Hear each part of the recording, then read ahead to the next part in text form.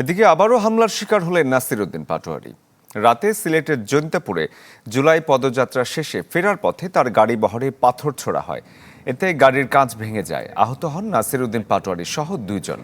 হামলার বিষয়টি তার ফেসবুক আইডিতে জানান তিনি। সেখানে তিনি বলেন, তাদেরকে আহত করে ভুল করছে সরকার।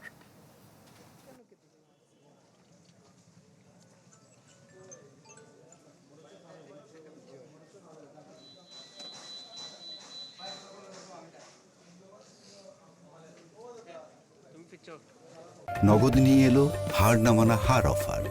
সর্বনিম্ন 10,000 টাকা রেমিটেন্স নগদে পাঠালে থাকছে স্বর্ণের হার জেতার সুযোগ।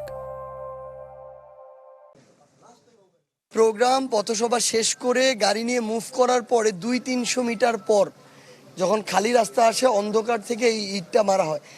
যে কোনো অ্যাঙ্গেল থেকে ইটটা এমনভাবে তীক্ষ্ণ তির্যকভাবে আসে, ট্রায়াঙ্গুলার হয়ে, যে কোনো জায়গা থেকে একটা মানুষের মাথায় যদি ওইটুকু স্পিডে এসে লাগে, তার একটা হতাহত হয়ে যাবে। এবং আমাদের জীবন নিরাপদ না যে আপনার শাসনামলে, এটা আজকে বাস্তবায়ন হলো। যদি মাথায় ইটটা হাতে না লাগে, মাথায় লাগতো, তাহলে এতক্ষণ আমি জীবিত থাকতাম না।